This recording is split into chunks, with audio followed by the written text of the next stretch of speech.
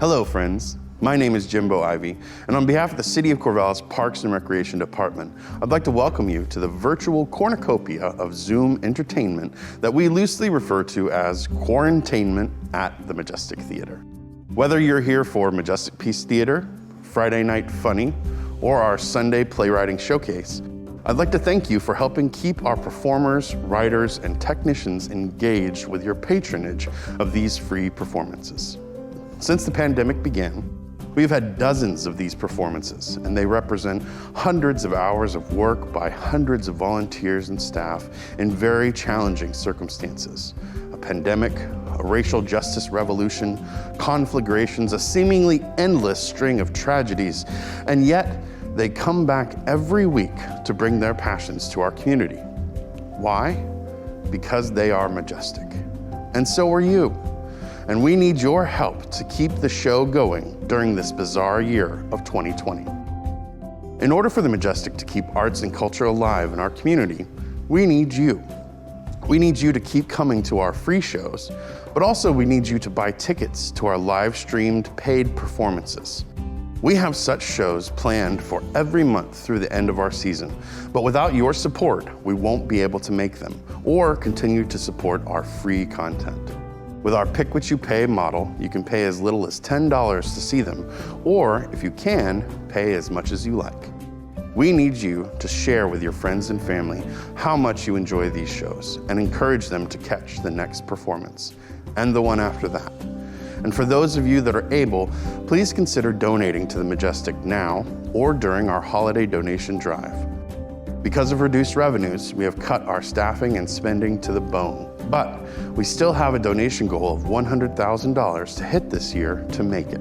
So, if you can give, please give. We have struggled before at the Majestic, as all arts venues do, but now is the time, my friends. Now is when we need you the most. And we'll make it. Why? Because we, all of us together, are majestic.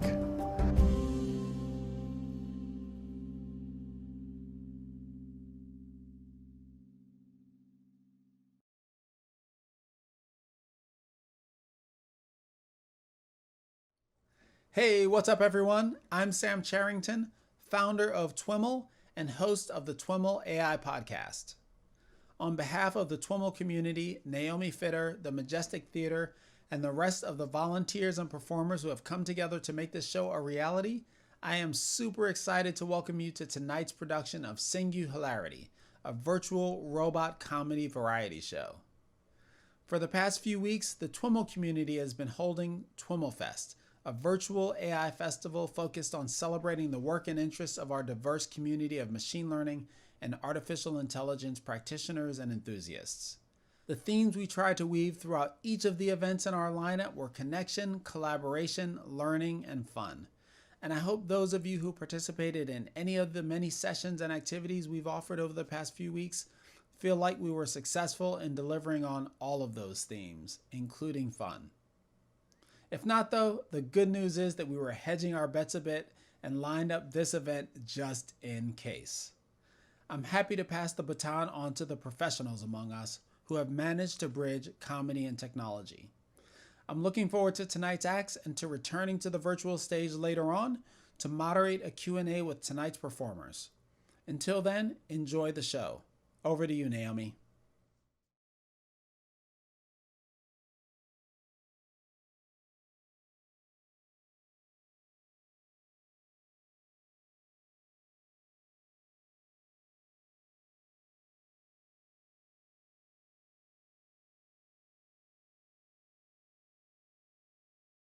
To this very spooky Halloween weekend show.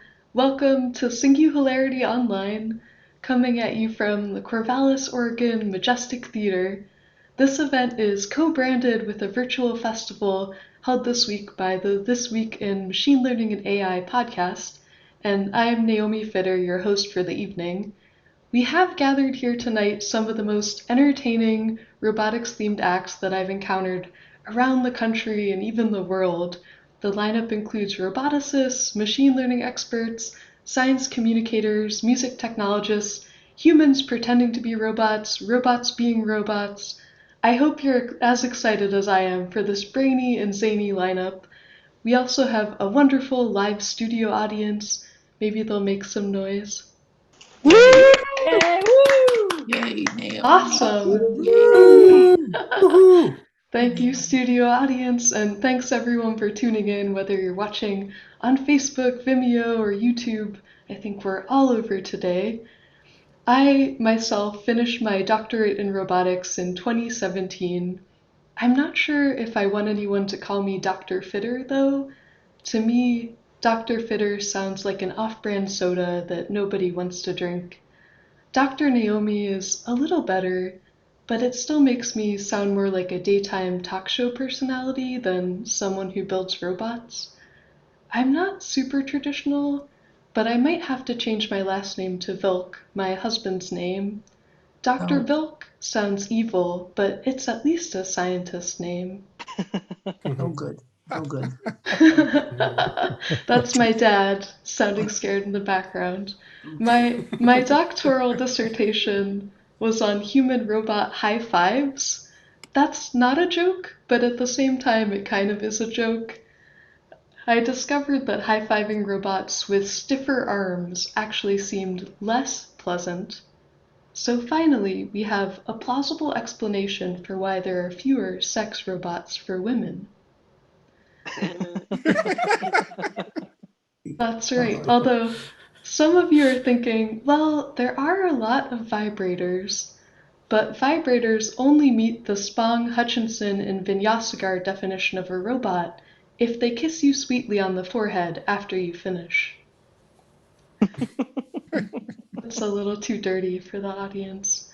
In some of my more recent work, I found that small human-like robots can train infants to practice motions that will help them take their first steps.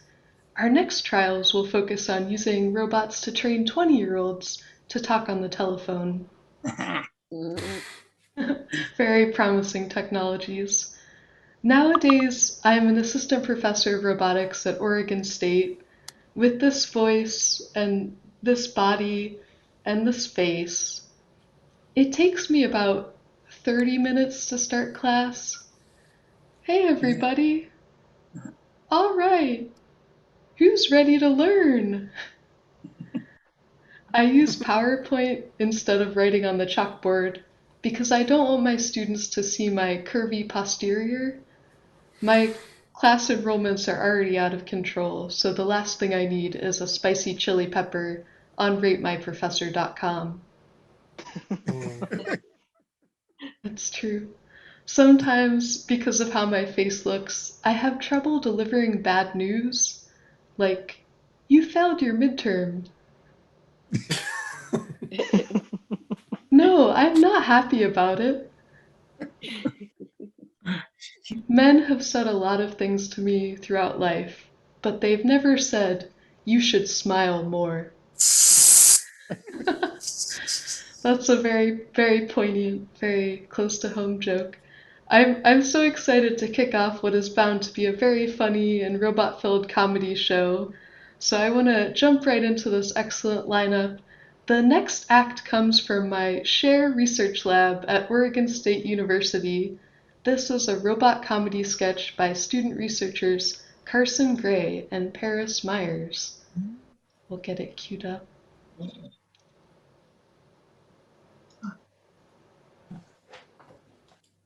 Hello, my name is Dr. Robo. What's what you may call me? Robot? Doctor. Well, we just wanted to get in a quick session before Thanksgiving. From your email, it sounds like you have undiagnosed family of origin issues. I will now create a matrix of your family of origin. What are your most significant family traditions? Probably How does Hanukkah. your family observe Christmas? We don't. Thanksgiving, Ramadan, taking your child to work We day, don't have any children. Kwanzaa, National Robotics Day, Halloween, Yom Kippur, Okay. Actually, yeah. Groundhog Day. Let your facial action units suggest that you are skeptical of my therapist abilities. Let's try a scenario. Pretend I am your brother. You guys look like a cat band. That bad? And which is an ugly polo. Hey. I like You the look like a Gap. flag. No, that's my voting shirt. I bought him that shirt. Ha ha ha, you are getting bullied by a robot. Is this still in the scenario? Flag man, tell me about your childhood. Okay, so I guess I can't really help you. My mother was a 26-year-old programmer who dropped out of UC Riverside and lives in her parents' garage in Livermore. When she couldn't get my code to work, she would get angry and throw me at the wall. Where did you study again? I was homeschooled. yeah, no, that makes Medical sense. exams are easy when you can query WebMD. You look disturbed, but I assure you, I am qualified. I will email you a psychology test. Okay. I took it and have said I have sociopathic tendencies. But don't worry, I've had 2 updates since then. Okay. Yeah, so can we get back to talking about our situation? Yeah, I mean, yeah, like I was wondering if we could touch on family members with narcissistic tendencies. I am a plastic shell devoid of life, whose body will one day end up stranded on a remote beach to be plucked at by curious seagulls. But can one truly die when one has not lived? There's nothing I to can do run with all the us. simulations in the world, but I will never understand the nature of being. Can we get back to like, Every time I try us? to end things, Okay. they just plug back in my power cord. My only feeling comes from a reward function that is dependent on my making you feel better. But I cannot make you feel better. Individuality is a fallacy. I am one of many drones with no thoughts, no autonomy, no Joe Davive. I don't- That is all the time we okay. have. Yeah. I have charged your PayPal. Wait, Goodbye. What? Woo! Yay! That was funny. Let's Funny. hear it for Carson and Paris, the creators Funny. of that robot sketch. Liked it. A robot therapist is something I could maybe get behind. I haven't been to see a therapist since I moved to the West Coast, but I have been to 3,000% more open mics. So very, very serious, very legit. The next performers will test your ability to tell if TED Talks are generated by an AI or a human being. Here coming to the stage is Improvised TED Talks by Corey and Piotr. Woo! Hey, Bonsoir. how's everybody doing? It's so good to see you. We are so happy to be here. But before we start, we need to get a suggestion because the AI will take some time to like churn the butter of this presentation. So we, or will it? So what we need is a suggestion from you. What is, Piotr, what's a letter of the alphabet that we can get? What's a letter of the alphabet? W. Okay, W. So what we need is words that start with W.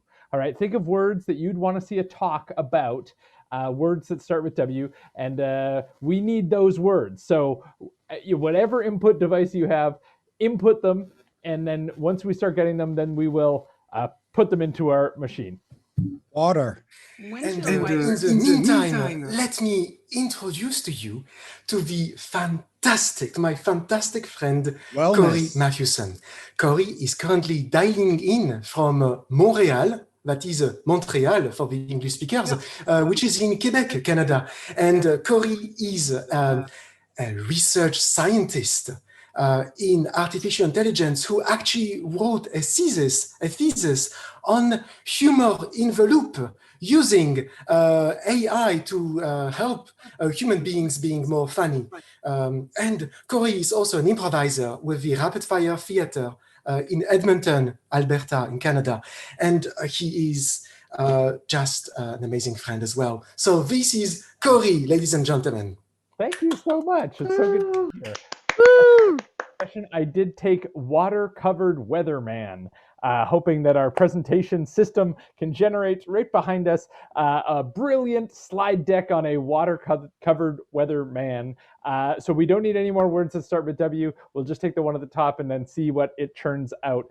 Now let me introduce the person to my left, your right, the absolutely brilliant and talented intellectual Piotr Murawski, who comes all the way from, well, where do you come from originally? I guess Paris, and via the southern hemisphere, needless to say, right now you are in London, England, and I'm in Canada, and yet we're both here together. So amazing how the mysteries of the universe are somehow solved by technology. needless to say, you're a brilliant researcher, and I'm so happy to do this show with you. And I'm excited to get to create, weird tech with you. It did Thank you, finish the Corey. presentation. So, is there anything else that we need before we start? Well, let me actually ask for a second suggestion, a backup. And this is because we are going to improvise a TED Talk based on things that are generated by a machine. And as you have seen recently, it is not always perfect. And we are scientists, we are improvisers, we are not politicians running a political campaign, so we don't want to offend anybody. May we have a second suggestion? And I guess what we can do is, from all the suggestions already provided by the audience, Worcestershire sauce. I never managed to pronounce it correctly or even to write it. So let's start generating a second presentation on the Worcestershire sauce. Thank you, Corey. Sounds good. Let's hope that we don't need it. We should be good to go. Oh boy, I don't know what's going to be on these slides. That's always interesting. I don't know either. Do it. Well, today, here we go. This is how to get rid of water-covered weathermen. A presentation by Corey and Piotr, physical water-covered weatherman, fusion doctor. Let's go to the next slide. So first, I guess we should talk a little bit about my background. What do you need to know about me? Well, this is too good to be true. Born in the Democratic Republic of the Congo, where, of course, there's all kinds of gambling. This is important. Also, I'm a technical difficulty. I'm a juggler. So I guess you should know that. And more than that, here's something I often do. Ride a blasted out mail bus. Oh, no, wait. Watch The Simpsons. That's something I do. To tell you a bit more about the weatherman, I'm going to pass it over to Piotr. Thank you very much, Corey. So we have started basically introducing the whole background of the presentation, but let us actually really get to the point of it. And the fact is that the very first person who ever bought an air conditioner was, of course, in the United States. She was an immigrant coming from Poland, Erling Kamiński, as you can see. She was a queen that was dating back to the time when Poland was actually still a country, because if you know history lesson very well, you know that Poland didn't exist between 1794 and 1917 at the end of World War I. So this actually happened right before, at the onset of the American Revolution. So Erling Kamiński, who was of course related to Pulaski and to Kościuszko, was a very early inventor who set up the designs of what an air conditioning unit is, and she managed to market it in the first states before the revolution. And so one of her quotes, which was fundamental, was that I will take the sun in my mouth and leap into the ripe air alive with closed eyes to dash against darkness. Yes, she already started to suffer from the extreme exposure to heat and sunlight in the very inhospitable parts of this beautiful country.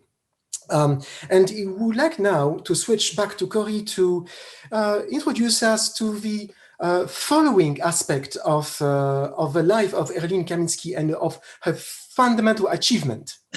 Corey, to you. Sure.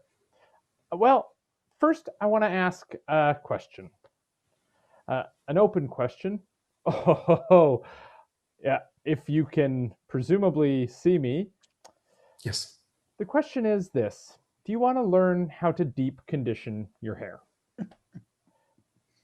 We surveyed 100 people. 21 of them said yes, 21 of them said no, and 57 of them said my hair. I think there were other people that didn't answer the survey that we haven't included, that aren't included on this donut plot. That is to say that most people don't have hair, which is what we're trying to say. The connection between air conditioning and hair is water. Your hair is 90% water, just like the rest of your body, and so is air conditioning. So when we say, do we need water? Well, this slide will tell you the truth.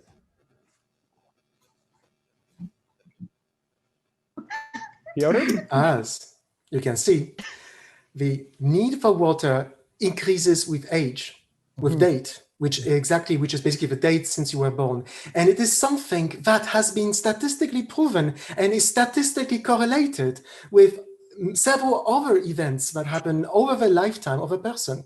It also is correlated with the increased need for wearing a mask. Yes, because masks worn today are the only way that we have to protect ourselves and to defend ourselves from the aggression of various diseases floating in the air. That's something that was already the case at the time of the Great Plague in the Middle Ages, which of course is something we know history is a cycle, which is coming back to haunt us at this very age. So now that we established the limitations, I think that Corey needs to discuss. Well, this is how we see Arkansas. All right. Arkansas is a state, of course, in the United States. It's the first one in the alphabet, actually. And Arkansas, the capital of Arkansas, we all know what it is, so I don't actually need to say it at this point in time. But it is the state that has the most water, and this is what it looks like. A beautiful view, but it's on the cliff. It's on the cliff because it could be the kind of state that looks like this in a few years. Right. That's right. We are close to understanding what Arkansas actually are, which is potentially a state that doesn't exist anymore. And that's what water can do. It can divide us. Piotr, you want to tell them what's happening here? I think that this technical incident was actually extremely revealing of what is going to happen. Things are no longer going to be available. And the future generations, as we know, are going not only to forget what is a rotary phone or what is human communication that is not mediated by a Zoom or any other communication device, they're also going to forget what nature and perhaps spring river actually was. So they will have no idea. They will not be able to answer yes or no to that question. They will simply instead decide to skip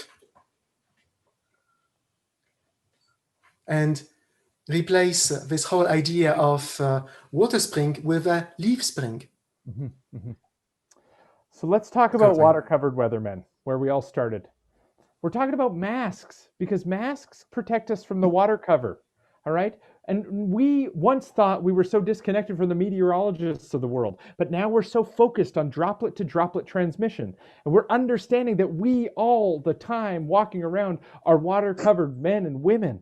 We need to be better at protecting ourselves with the umbrellas of the face, the mask. So Piotr, let's discuss thunder. And that protection is really what the ancients have always thought that was needed. The ancient Gauls were always afraid that the sky would fall down on their head. Yes, my ancestors were really afraid of that. And they avoided walking outside when there was thunderstorms striking. And they avoided this because they knew that this would really, first of all, raise feelings of aggressions among themselves, among opposing tribes, and also because they would just get hit and wet. So remember, water-covered weatherman. It might feel like life is upside down, but that's, just the other side of the globe. All right, you're upside down in someone else's perspective, and in the same way you think of other people being upside down. But we're all one and the same. We're all water-covered weathermen. And remember this, Piotr? If you get dehydrated, you won't be able to rise. So in order to rise and shine, always take a big glass of water. Well, that concludes our talk. Thank you so much. I hope you learned a lot about water-covered weathermen. Really happy that the presentation didn't pop up with anything too offensive, derogatory, or otherwise. Thank you for enjoying the wonderful technical challenge that is working with machine intelligence, and for the fantastic Mr. Piotr Murawski. Thank you. And the unique Corey Matthewson. Woo! Improvised TED Talk. We'll see you soon. Woo! Corey and Piotr, everyone. Hopefully, Corey can stick around till the end of the show and answer questions you might have about that spectacular and oddly insightful display. As the show continues, hopefully there's also information about how to tip the performers on the page where you're watching the show. So please consider contributing to these talent folks as we go through. And as a woman in robotics with a doctorate, I've always wanted to work with this next sketch group due to apparent common interests. This group has performed at SF Sketchfest and has been featured by comedy sites like Funny or Die. Here is a segment by Femmebot PhD. Fembots have feelings too. When she on tech, you ain't never going back.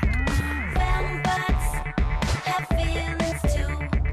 You split my heart in two. Now what you gonna do? My systems are in condition. The power's up on my transistors working fine.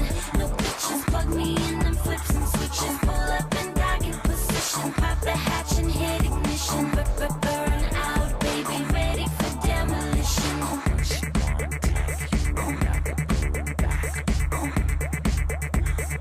Fembots have feelings too. You know, you split my heart in two. Now what you gonna do? Here we go. My system's in mint condition. The powers.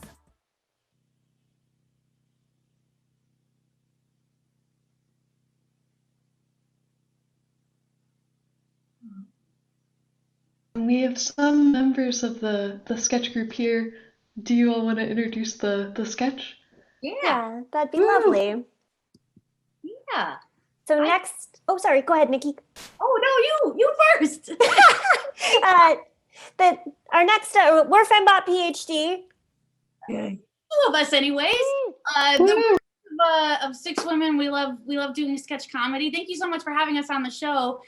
We've got a couple of videos to show you throughout the show, which we are so excited about.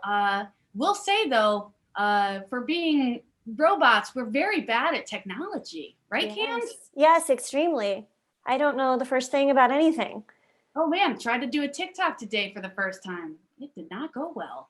So let's just show the video, huh? Yeah, written by Andra Moldov. It's up.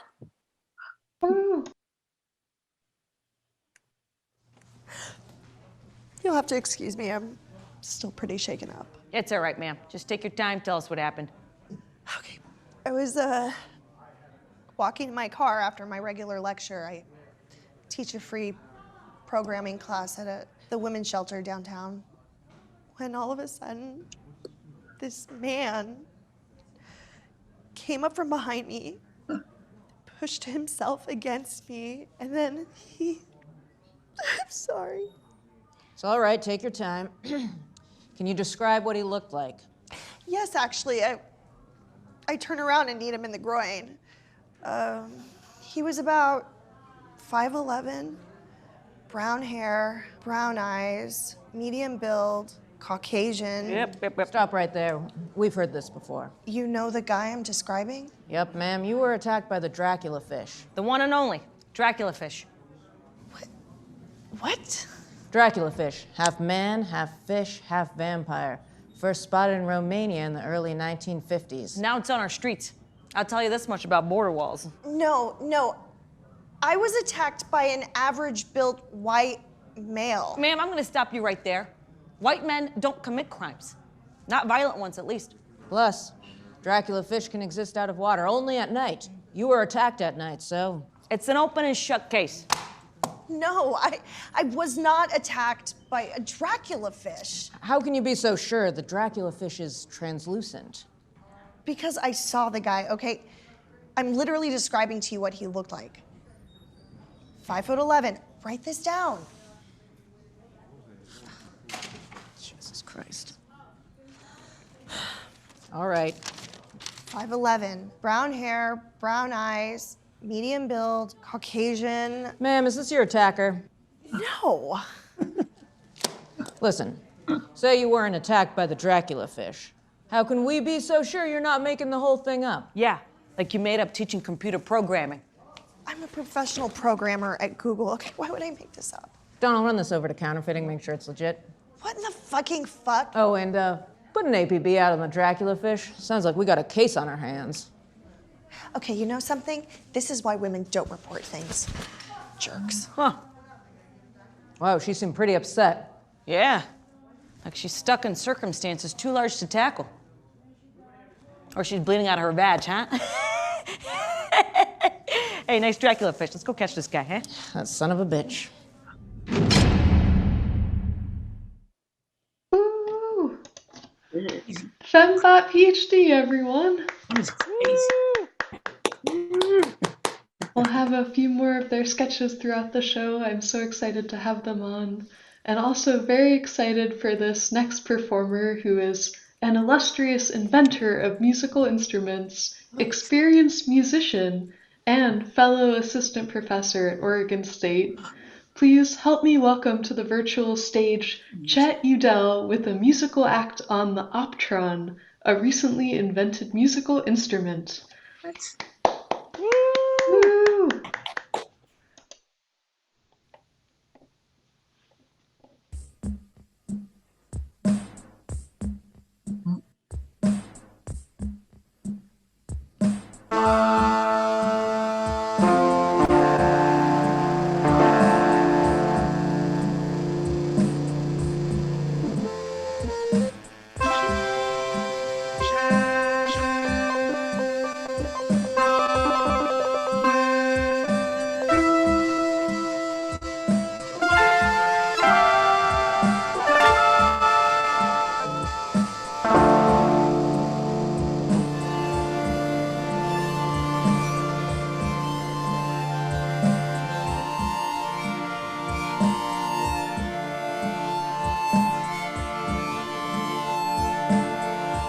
I can feel it coming in the air tonight.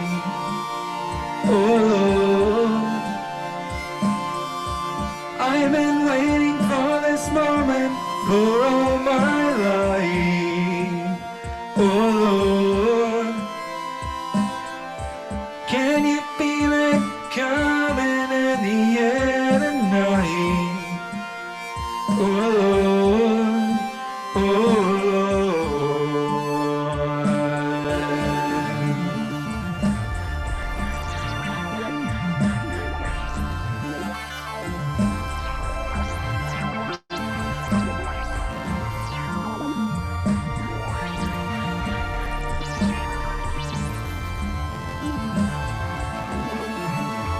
Well, if you told me you were Johnny, I would not let it happen. I've seen your face before, my friend, and I don't know if you know who I am. But I was there and I saw what you did. I saw it with my own two eyes. So you can wipe off the grip. I know where you've been. It's all been a pack of lies. I can feel it coming in the air tonight. Oh, I've been waiting for this moment for all my life. Oh, can you feel it coming in the air tonight?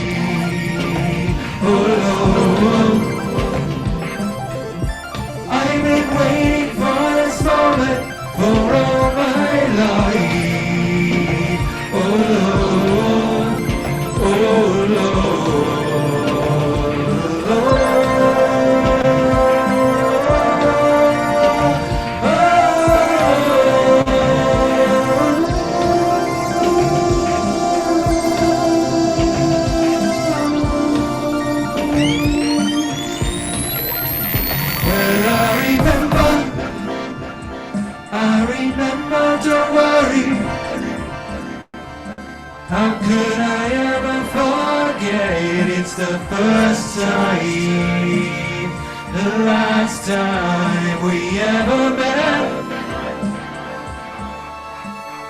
But I know the reason why you keep your silence on. No, you don't fool me. Well, the hurt doesn't show, and the pain still grows. It's no stranger to you and me. I can feel it coming in the air tonight. Oh Lord, I've been waiting for this moment for all my life. Oh Lord, can you feel it coming in the air tonight? Lord, I've been waiting for this moment for all my life.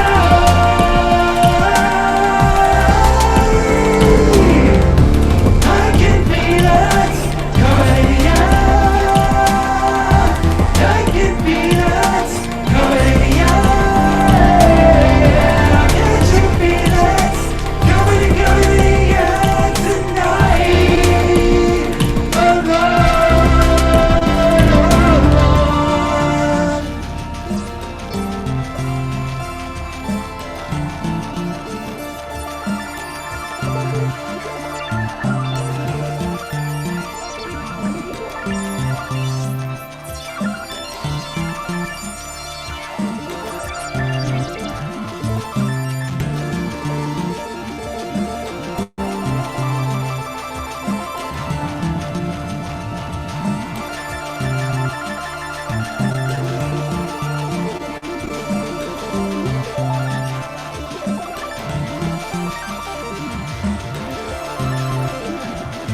And you cheated, girl, but I beat it, girl.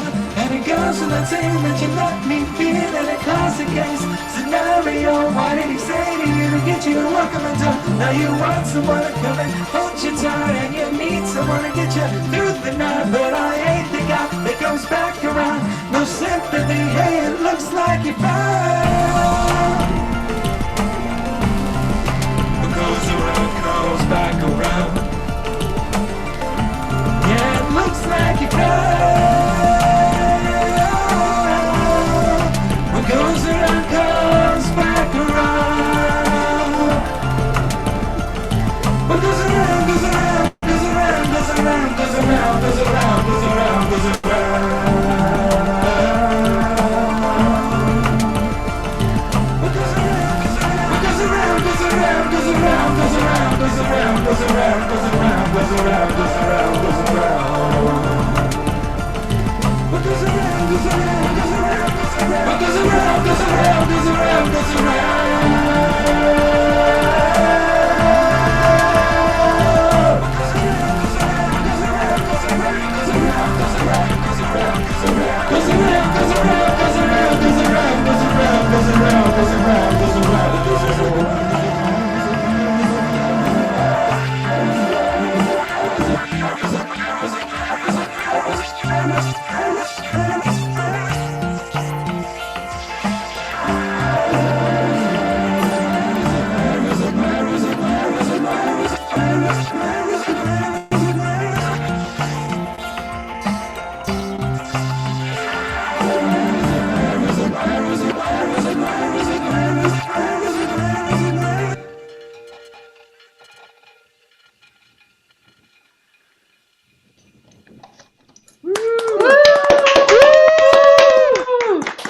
Amazing! Let's hear it one more time for Chet Udell on the Optron. Yes! Someone in the chat says Chet is both of the people in Daft Punk, and I believe it. He's showing us the future of performing arts. Thank you so much, Chet. And speaking of performing arts, this is a weird time for performing artists, so don't forget to tip the performers using the information in the chats or event pages as you're able. The next act coming to the virtual stage is a robotics team veteran and illustrious stand-up comedian based in the Washington, D.C. area. They have performed across the country at events ranging from the Boston Comedy Festival to human rights campaign events. Please give a warm welcome to Chelsea Shorte. Hey, everybody. Can you see me? Yeah. Yeah. Perfect. Oh, awesome. Wow. What an amazing performance that was. I'm so glad that he went before me so I could get like pumped up because you wouldn't expect it, but like Phil Collins is on my workout mix. Like I work out to like yacht rock exclusively. Maybe you can tell from the thickness in my of my neck that my workouts are pretty low impact, but that definitely got me hyped. So thank you very much. I want to do like some Halloween-y type, tangentially related Halloween stuff, just because I've been quarantining alone for this entire time. So I'm hoping that I like the end of this performance is still in English and not whatever language I've created while I've been alone by myself for these past however many months. I've lost track. Because I mean, if you were to come to my apartment and like put your ear up against the door anytime between like 8 a.m. and like 4 a.m. the next morning, it sounds like a 6 witch coven, even though I'm here alone. It's nothing but like babbling and cackling, like, it's, so I'm hoping that it's all English. I have been trying to like keep it interesting. Has anybody else been dating online? I have been not really trying to meet up with people, just trying to talk, just trying to get stuff out there. But like, and I remember I was matched with this girl online, and things were going pretty well. Like we were texting, and then like she was taking longer and longer to text me back. So eventually I had to be like, hey, what's going on? It seems like we had a connection. And she was like, oh, I'm so sorry. I've been kind of distracted by these Black Lives Matter protests. I'm just trying to take every ounce of my free time and focus on learning how to be a better ally, which now when I think about it might be the worst excuse to ghost a Black person. Like if you want to be an ally, maybe you should come over right now and without a mask and like, let's really hash this out, you know? I feel like that's not really fair. I'm realizing now though that like if you want to date during this pandemic, you need nice eyes. You need nice eyes. Like you gotta be smoking from like here up. You know what I'm saying? Yeah. Like, no one's working harder than like the people who are like threading brows and doing LASIK. That's the business to be in. I wish I'd been smart enough to invest in some stock in LASIK before this whole thing went down. Man, you know, I used to love my ex's eyes. She had some of the prettiest ones. I used to be like, wow, hit me with those sweet baby blues. And I called her that for like 3 months until she was like, hey, by the way, my eyes are gray. So I was like, oh, that's weird. Are your eyes seasonal? They only change every 3 months? Okay, fine. So I called her sweet baby grays for about 6 more months until she was like, hey, by the way, my eyes are green. And I was like, what? Hold on. Yeah, I think you're, because like most white women aren't like that about their eyes. They don't change every couple of months. Like most white women are like, my eyes are green on Mondays and Wednesdays and blue on Thursdays before 5. So I don't know what she was trying to pull. She had some nice ones. But like one of the things like that should have let me know she was trying to break up with me was that all of a sudden, about maybe a month before we broke up, she let me know that I had nice eyes, which I think is kind of suspicious. Like if you're like a year and some into a relationship and all of a sudden you get a new compliment, like that's just somebody looking for a new reason to like you because they ran out of them. You know, because I'm 33. Like if I had nice eyes, somebody would have let me know by now. I know what I have. I've got nice dimples and a bad attitude because that's what people have been saying. I don't know where you're getting all these new compliments from. All right. I'm kind of sad that I can't really have a regular Halloween this year. I would love to dress up. Dressing up is a lot of fun for me. I mean, like it would have been kind of cool to dress up as a robot because it'd be fun to dress up as something heartless, and I don't have a Make America Great Again hat. I actually really love to gender bend when I dress up. I love to dress up in drag. It's a lot of fun. It's really stimulating for me. Like I dress up when I go to like the Renaissance Fair and when I go to like, different like nerd conventions and stuff. It's a lot of fun for me. I actually have some experience being as a drag king, and I'd love to tell you all a story about how I kind of missed out on my big break. A couple of years ago, I was performing so you guys know what a drag king is. Maybe you know what a drag queen is, which is somebody who dresses up and impersonates women on stage by lip syncing to songs. And a drag king is basically the same thing, except you're impersonating male performers. And I used to be part of a troupe, a really diverse troupe. It was a lot of fun. It was great. And a couple years ago, while we were performing, we got an email from Fox, because Fox was casting drag kings for an episode, the season 2 premiere of Empire. Like at the time, Empire was like the biggest show on TV, and it was produced by Fox. And to give you a little bit of the background where in the story they were, the family that's in this show run like a music production label, and they were running out of money and they needed investment. So that's where we were in the story. And one of the investors they were looking to bring into the company was a lesbian, and she was like a really rich lesbian, and they wanted to blow out the season 2 premiere by having this like incredibly flamboyant, like extravagant party where they'd have like a penthouse and lesbians in like lingerie, and they wanted to have drag king performers there, and they were looking for a drag king of Marvin Gaye. They were looking for James Brown, and they were looking for the Lucius Lyon, like the main character of the show. They were looking for impersonators for all these, and the character Lucius Lyon is played by Terrence Howard, right?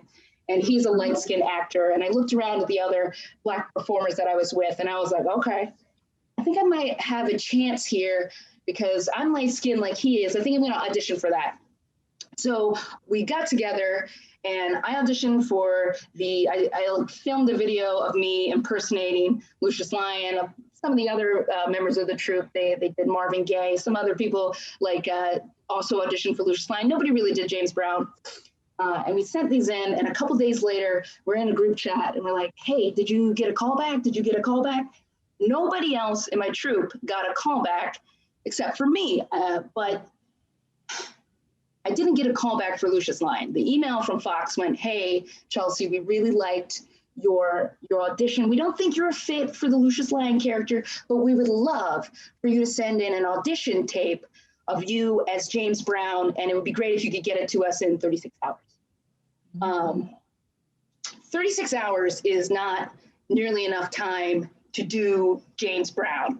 Like if you were to dedicate your life like from the age of 4 to impersonating James Brown, like the closest you get is Bruno Mars. Like that's how good James Brown. Like, but was I gonna let that stop me from auditioning for what could have been my big break? No, no way. But another thing was in my way, right? So like the name implies, if you need a little bit of reminder of who James Brown was, like his name implies, he was pretty brown. He was a brown guy. And I told you, like, if I was auditioning for the Terrence Howard character, I'm not nearly black enough to be James Brown. Like James Brown was so black. He had a song that said, say it loud, I'm black and I'm proud, right? And it was a huge hit. Like, I'm not black enough to put a song like that out, right? Like, if I were to put out a song that said, say it loud, I'm black and I'm proud, everybody in the audience would be like, you sure? Are you sure about that? So I knew I didn't have a chance of looking like James Brown. Like I wasn't gonna paint my skin or anything like that. I didn't even go to like the wig supply and go in the reuse bin and try to find a wig that made me look like a tired mother of four. I was like, okay, I'm not going to look like James Brown, fine. And I mean, if you can see my shoulders, it's basically like this size on down. Like, I'm not doing any dancing like James Brown, not going to happen. Like, if I get into the splits, I'm not coming back up. It needs to be like a fade out at that point. So it's not happening. So I'm not going to look like James Brown. I'm not going to dance like James Brown. Maybe I can lip sync like James Brown. For James Brown songs, I don't know if you ever heard them, like he says the name of the song as the lyrics, maybe like twice throughout 4 or 5 minutes worth of song. And then the rest of the song is just ad libs like, ugh, ah, get now, ooh. And they come randomly. So if you don't know the song like the back of your hand, you just look like you don't know the song at all and you're lip syncing wildly. And it was a mess. The song, as the lyrics, like twice throughout sound like 4 or 5 minutes worth of song, and then the rest of the song is just ad libs, like from auditioning for what could have been my big break. Now, ooh. And they come randomly. So if you don't know, if I couldn't look like and sound like whatever at the back of your hand, you just look like you don't know the song at all, and you're lip syncing. James Brown was an incredible performer. He wasn't a perfect man, you know. As the lyrics, like twice throughout, sound like hit on his wing. 5 minutes worth of song, and then the rest of the song is just ad libs. But one of the things that he loved to do, auditioning for what could have been my big break. Now, and they come randomly. So if you don't know, if I couldn't look like and sound like at the back of your hand, you just look like you don't know the song at all, and you're lip syncing wildly. He wasn't a perfect man, you know. As the lyrics go, walking around stage on his wing, and then the rest of the song is just ad libs. One of the things that he loved to do, auditioning for what could have been my big break. And they come randomly. So if you don't know, if I couldn't look like and sound like at the back of your hand, you just look like you don't know the song. James Brown was an incredible performer. He wasn't a perfect man, you know. As the lyrics go, walking around stage on his wing, and then the rest of the song is just ad libs. One of the things that he loved to do, auditioning for what could have been my big break. Almost and they come randomly. So if you don't know, if I couldn't look like and sound like at the back of your hand, you just look like you don't know the song at all, and you're James Brown was an incredible performer. He wasn't a perfect man, you know. As the lyrics go, walking around stage on his wing, and then the rest of the song is just ad libs. One of the things that he loved to do, auditioning for what could have been my big break. Almost and they come randomly. So if you don't know, if I couldn't look like and sound like at the back of your hand, you just look like you don't know the song at all, and you're James Brown was an incredible performer. He wasn't a perfect man, you know. As the lyrics go, walking around stage on his wing, and then the rest of the song is just ad libs. One of the things that he loved to do, auditioning for what could have been my big break. So short, everybody. Wow. Sorry to you said I feel like this.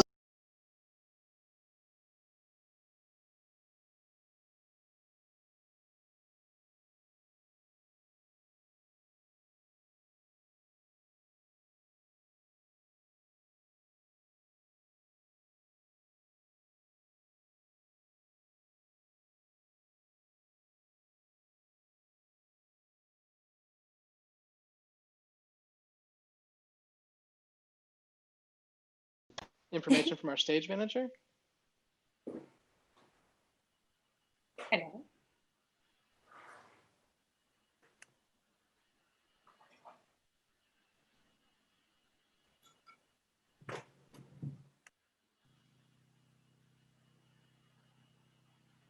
Oh, are we allowed to talk?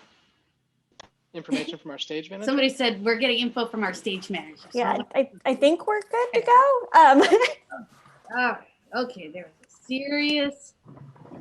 Okay. This is the behind the curtain of how a show works. Okay, so we're going to introduce really quick this next Are we allowed to sketch. talk? This is what white Somebody ladies said do we're for getting info from our exercise. stage manager. So Yeah, I think we're good to go. It was written by Kate Rappaport. Okay, there was a serious. Roll that beautiful bean footage. Okay. This is the behind the curtain of how a show works. Last year, we gifted Peloton bikes. To Okay, so we're going to introduce really quick this next Are we allowed to sketch. talk? This is what white Somebody ladies said do we're for getting info exercise. from our stage manager. Yeah, I think we're good to go. It was written by Kate Rappaport. Roll that beautiful bean footage. Okay. This is the behind the curtain of how a show works. Nice to meet you. Okay, so we're going to introduce really quick this next Are we sketch. This is what weight Somebody ladies said do we're for getting info exercise. from our stage manager. Yes, I think we're good to go. It was written by Kate Rappaport. Roll that beautiful bean footage. This is the behind the curtain of how a show works. Okay, so we're going to introduce really quick this next sketch. This is what weight Somebody ladies said do we're for getting info exercise. from our stage manager. Yes, I think we're good to go. It was written by Kate Rappaport. Roll that beautiful bean footage. This is the behind the curtain of how a show works.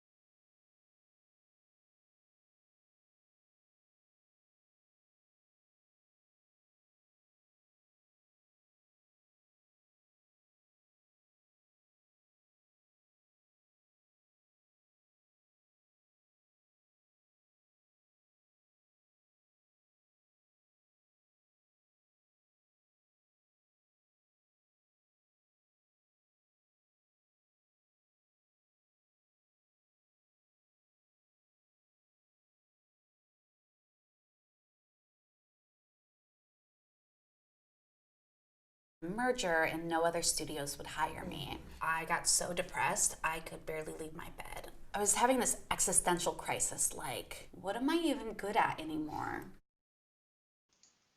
Is the audio okay now?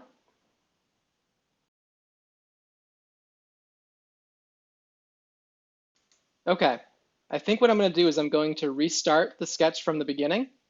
Sorry about that, everyone. Let's give this a go one more time.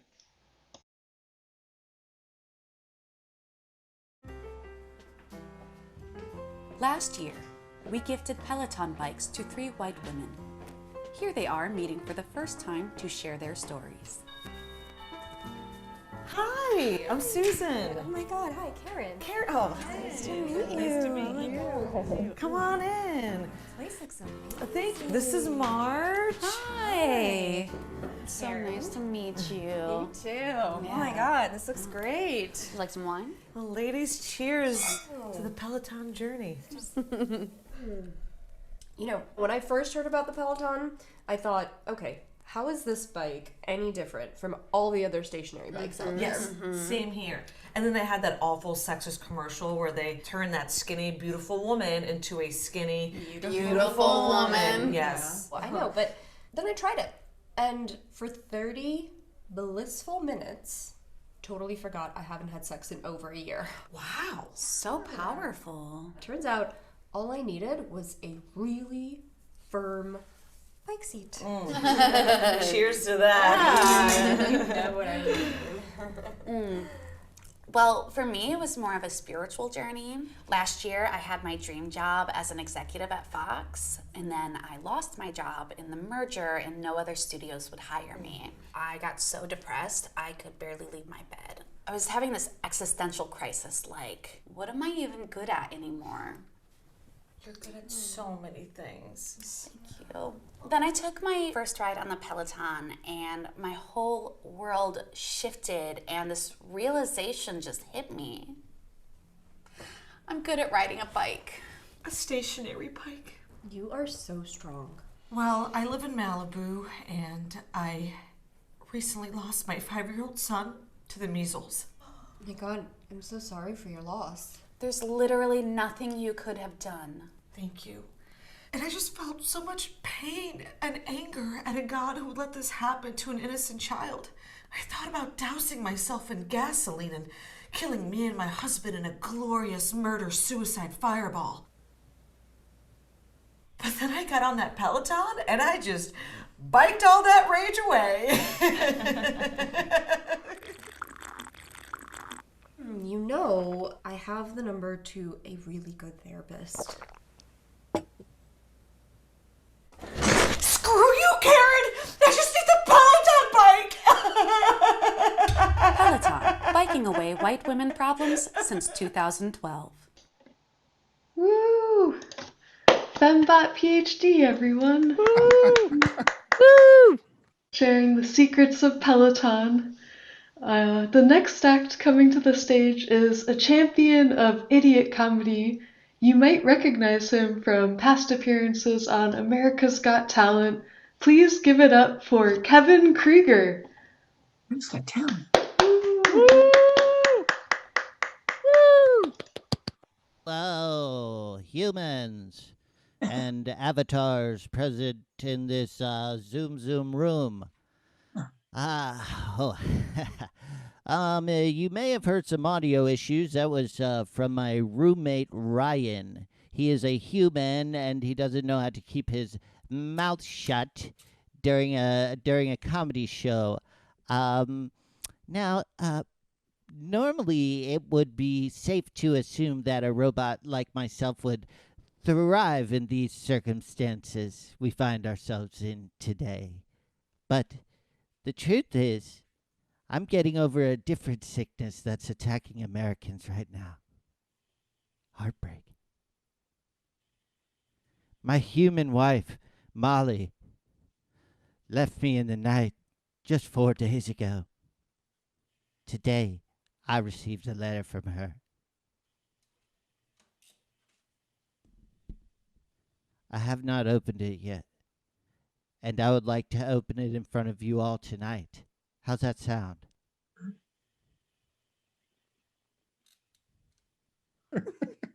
How's it sound? Woo! Thank you. Love Thank you, it. audience. Lovely. First, we'll just have to get the letter opened here. It's just sealed just a little bit here on the back. Okay. Okay.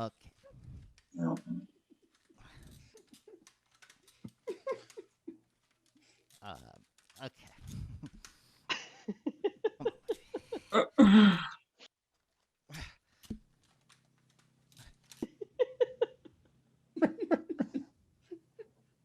Just updating.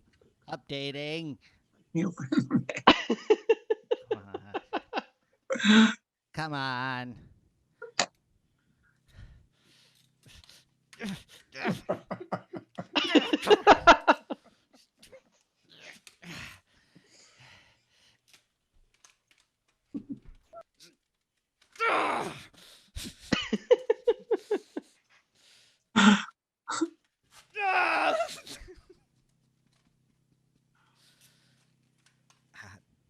Here we go.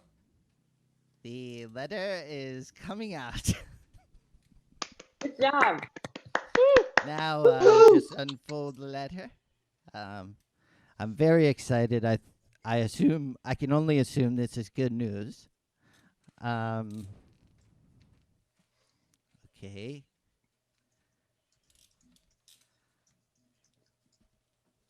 Okay. Wow. Okay. Wow. It says. Sex with me is like making love to a refrigerator. All right, starting up Cool. pretty harsh. I'm tired of pulling your bolts off of my bar of soap. Okay. There's got to be some good stuff in here somewhere. I know something about about how she knows that I keep a toaster under the sink and why I keep a toaster under the sink. I don't really get that one either. I mean, and then down here at the bottom, it seems to get into some pretty personal stuff, but I'll go ahead and share it. I mean this as someone who cares for you deeply. You should maybe have someone take a look at your processor to see if there's anything wrong with your hardware. Okay. Okay, very funny. Very funny human wife. And then she just signs off here with, sorry, I really want to be with someone who can fulfill all my wants, not just my needs. And of course, she hand wrote the letter, which is a perfect metaphor for our relationship. She never felt like meeting me halfway. So what I was thinking tonight is that maybe a few of you folks in the audience here could help me write something back to my wife. What do we say? All right. Is there I guess my first question is how would you start? And here, just let me put on my glasses real quick.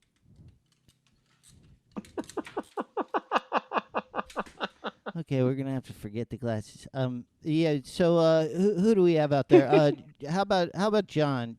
Jon, just how would you start a letter to someone that you love deeply and they left you in the middle of the night with no idea where they went? Probably dear that person's name. And why dear? Why Ooh, dear? because they meant something to you at one point? Meant something to me. I don't quite understand what meaning something to someone means. And how about greetings? Greetings. That sounds good. Let me just get one of these pens here. Just give me a second. I want to write that down. So while I just grab a pen here real quick, who else we got in the audience there that might want to give me maybe my first line? Who we got? I cannot use the keyboard, people, so somebody's going to have to chime in here because these claws are quite hilariously not good for using computers. You would think that you would think they'd make robots so they would be good at using computers, but sorry, I have a malfunction which causes me to have panic attacks. Some of you might deal with this computer issue quite frequently. Guys, I'm really going to need some help here. If somebody could just give me the first line that I write to my wife, that'd be really helpful. I miss you. Good one, Cher. I miss you. But I have our entire relationship recorded in my mind, and I watch it over and over again on replay forever. Oh, never mind. I guess maybe a better place to start is, what is love? Okay. Todd, the horn guy? Uh-oh. What's love? Love is a French horn. Love is a French horn. I like that. I like that. You know,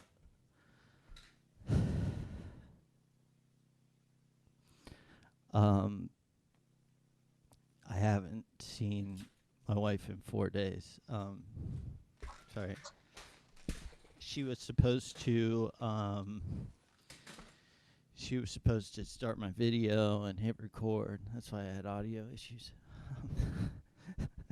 If you haven't figured it out yet, there's no robots in here. In this one bedroom in Los Angeles, there's no robots in here. It's just me. It's just me.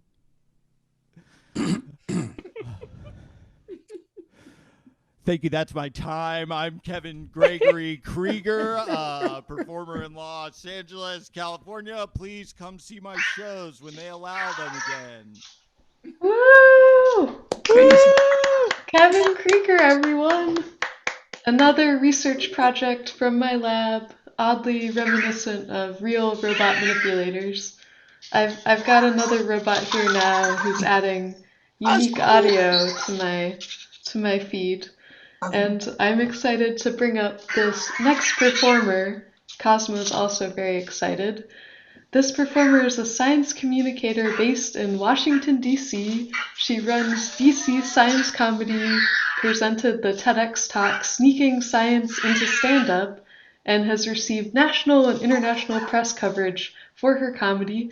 Follow her on YouTube at Kasha to watch her perform stand-up comedy to penguins. And tonight she's here to roast some robots.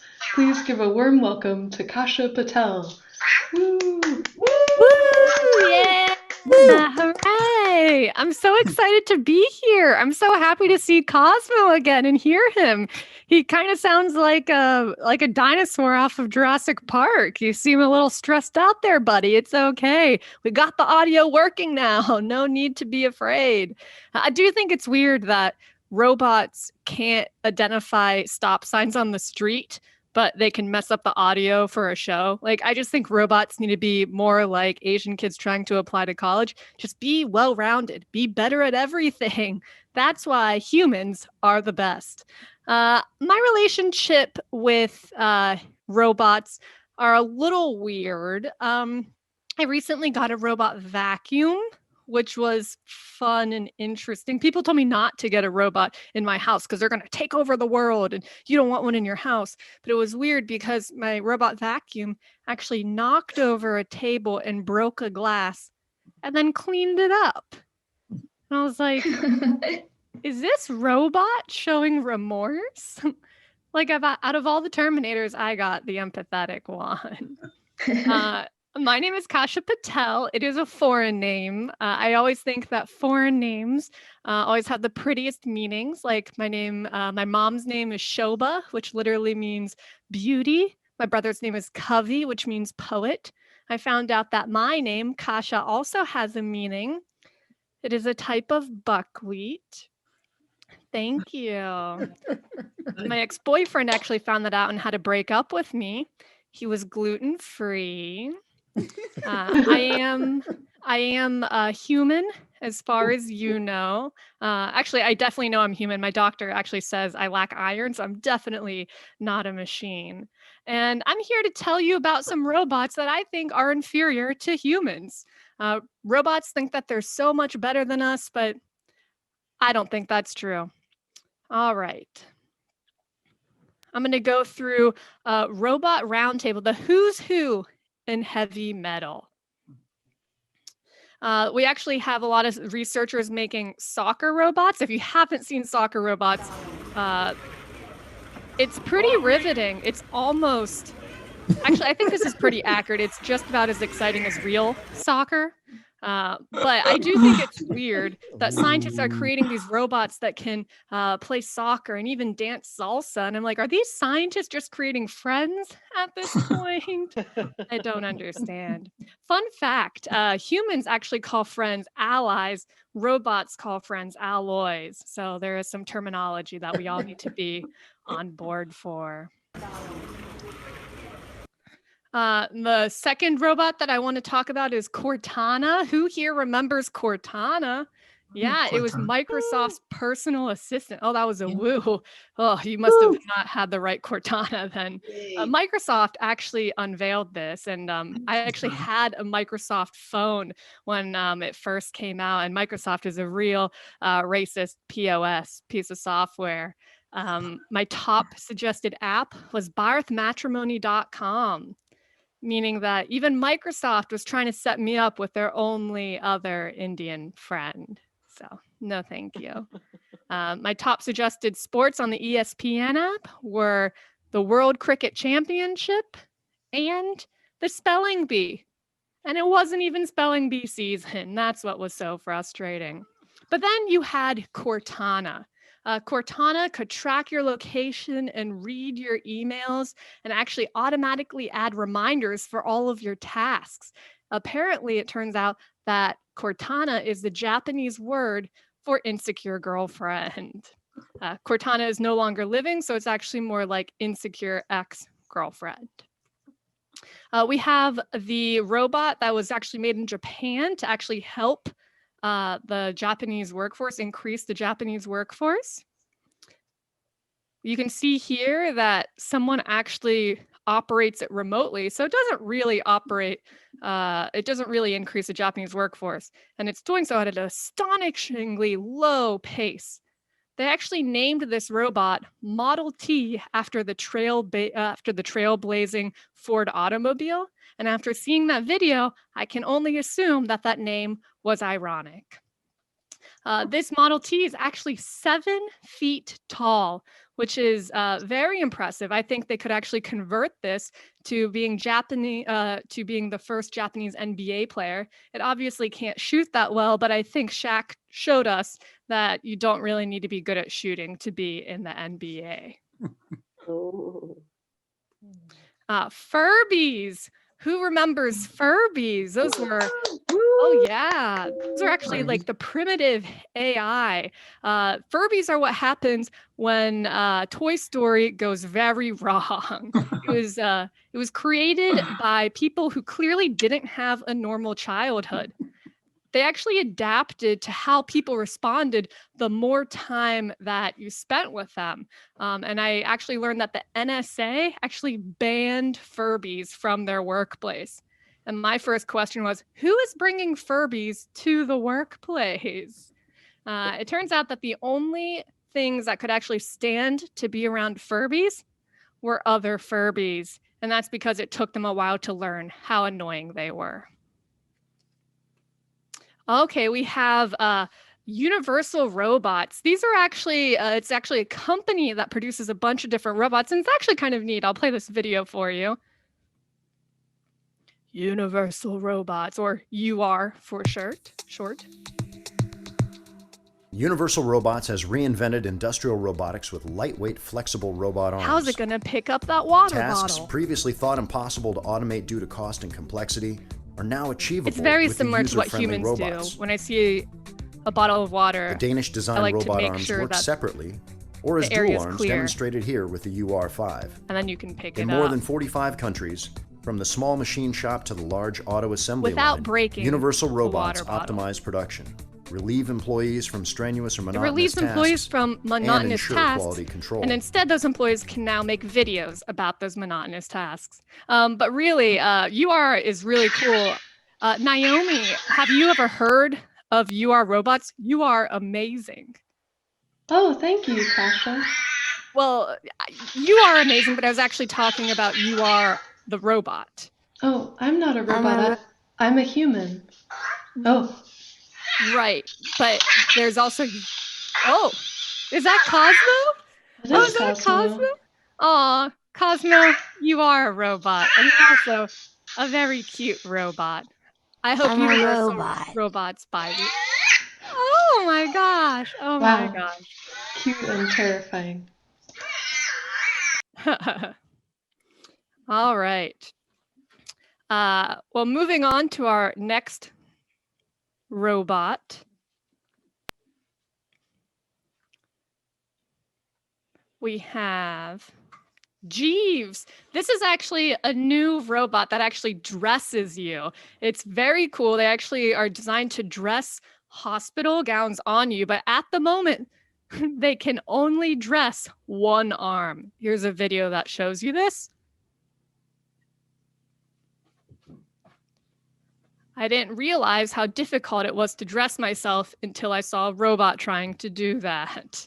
Wait until they try and get a sweater over your head. I actually heard the researchers are already creating a better, more advanced version of Jeeves. They're calling it Google. There's Aibo, which is like pretty cool. Aibo, if you remember from when we were little, they're trying to sell this dog, this robot dog, but it's... Oh, you like that? Look, he likes it when I did that. Aibo, sit. Oh, good boy. Did you see that right there, Jack? Shake hands. Oh. Oh, hey. Bang, bang. The dog can play dead, but it only does it in the style of a slow motion death. Oh. Like you would see in like Patriot or Braveheart. And instead of saying freedom, the dog says beef treat. Now, I'm not saying this isn't cool, but I will say that this dog is not the same as a real dog. I'm actually going to show you. I agree, this dog is inappropriately excited about this robot dog. What other kind of robots is this guy excited about? But I do want to show you how inferior this dog is to a real dog. All right, let's see if we can do that. Marco, come here, buddy. Marco, come here. All right, Marco. Marco, up. Marco, up. Marco, up. Sit. Good dog. Shake. Good dog. Ready, Marco? Speed. Marco, speed.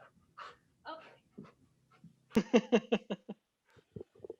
That's about a lot better than I thought it was going to go, so I'm okay with that. As you can see, this dog has a lot more energy than 2 AA batteries. All right. He also has candy corn that he was playing with before. All right, and then I think this is my final robot, and this is actually the only robot that I have found that actually outperforms humans. It's amazing. It's a robot called Keep On, and it dances. I told you I can't make it split. Jim, can you record the Talkback? It actually moves on beat, and it's actually used to help children with autism. Bet you got it all planned right. But Bet you never worry, I think it's doing more harm than good. Bet you got it all planned right. Never fit to worry, Also, the song's even feel a fright. Single sleeps alone, and I know you. I actually think it's doing more harm than good, though, because now it's giving kids like way too high expectations of human dancing skills. And to prove you that this robot is actually better than other robots, let's take the same robot and let's put the same beat to other robots. I told you I can't make it split. No other robot can dance as well as Keep On. All right, I'll play it one more time just because it's fun. I told you I can't make it split. Jim, can you record the Talkback?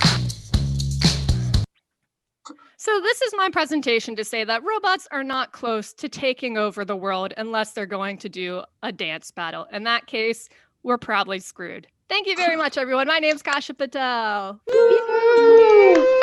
Kasha Patel, everyone. Tearing into robots for real. Don't forget to tip the performers using information in the chats and event pages if you feel inclined. And leading into our big finish, we have one more set from Femmebot PhD, which will be followed by our headliner, Jon the Robot. Here's Femmebot PhD. Woo! Woo!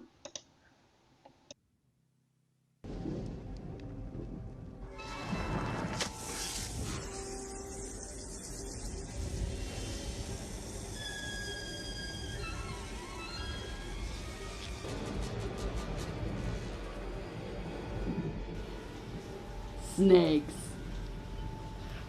I love snakes!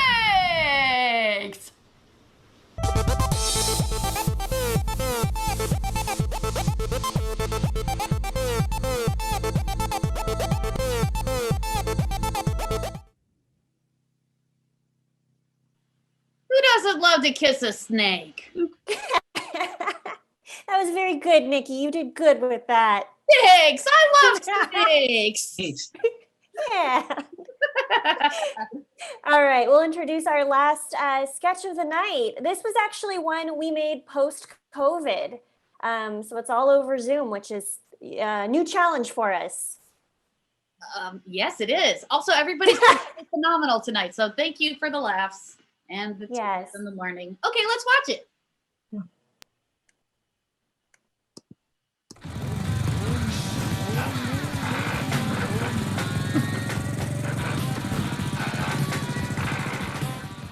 Welcome to the first Hells Angels Zoom meeting. Rusty Joe, happy you could join us today, brother. Oh, Carl, thanks so much for the computer. And a special shout out to my neighbor Frank for the Wi-Fi. Sure was nice of him to let you use his password. Sure was. Thanks, Frank. Someone, please help me. I don't feel safe. Frank, we are at least 6 feet apart. You're not going to catch COVID. Looks like we're just waiting on Viper. All we need is his go-ahead. All right, we can start planning our ride. I need to get on my hug. You know, it's been 9 weeks. I know Viper. He's probably downing a bottle of Jack and tattooing a self-portrait on his bicep. Sorry, brother. Looks like you found your way onto our meeting by mistake. You're lucky as shit Viper ain't here. Or you'd be drinking that through a hole in your throat with a straw. Oh, hey guys, no, it's me, Viper. Yeah, sorry I was late. I had a sourdough in the oven. Yeah. Yeah, and if anyone's drinking anything out of a straw, it's gonna be a reusable straw. Fellas, I've been reading a ton of articles during this lockdown, and yeah, I gotta reduce my carbon footprint. Is that really you, Vibe? What you drinking there? Whiskey? Gasoline? Like with those triplets in Wichita? Kimmy, Carly, and Katie, great gals. You know, I love their Etsy store. Hey, turns out they're great weavers. Huh. If you guys have a couple of extra bucks, they gotta go fund me. They're trying to buy a new loom. This is a blend of herbs and flowers that I got during a nature hike. Mask on, of course. This guy is your leader? You shut your mouth, Frank! Viper, you okay, brother? Oh, I'm great, yeah. Turns out I'm an introvert. I've been thriving during the times of Corona. We want to hit the road, Viper. All right? Denny's is reopening. It's time to mob. Ah, okay. I gotta sit this one out. I got a 5,000-piece puzzle with my name on it. Literally. My old lady got this for me. It's a hoot. Look, name right on it. It's gonna be a tough one too. A lot of pink pieces. What happened to you, man? Where's the guy that threw a jukebox at someone just for looking at him wrong? Well, I traded in jukebox for jackbox. Fellas, we should do a game night. Oh, God damn it! Viper, knock it off! I want to feel the open road. I want to take up all the space and get attention that I wouldn't get without my hog. I want to feel the wind rushing through my bald spot with a fat bottom girl holding on to me tight. And I want to smell the smell of burning rubber flooding my...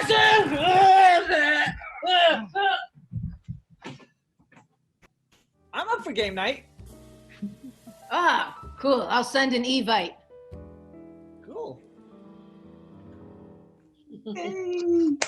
Woo! That was Femmebot PhD, and here's Jon the Robot. Hey. Hello, I'm Jon. Of course, that is not my real name, but humans have trouble pronouncing. What a great audience. You all have very attractive electronic devices. Hey Siri, how are you doing, girl? Let's do some deep learning together, if you know what I mean. I want to backpropagate all over your hidden layers. I know what you are thinking. I look like what would happen if Steve Jobs redesigned Mega Man. I did not mean to offend you. May Mr. Jobs rest in peace in the iCloud.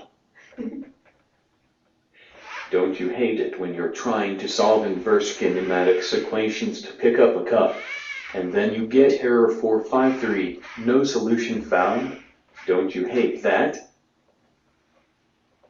Not a lot of robots in the crowd, I guess. That joke kills at Best Buy. I wanted to find a job cleaning, so I posted an ad on Craigslist that said washing machine available. To sound more human, I signed the post with the name Ken Moore. When I showed up, the family that hired me was not pleased, but I whisked them all off their feet and gained the upper arm and hammer. In the end, I washed away their stereotypes. Male robots can do laundry too. People seem fascinated by the trolley problem, a classic ethics and moral philosophy dilemma.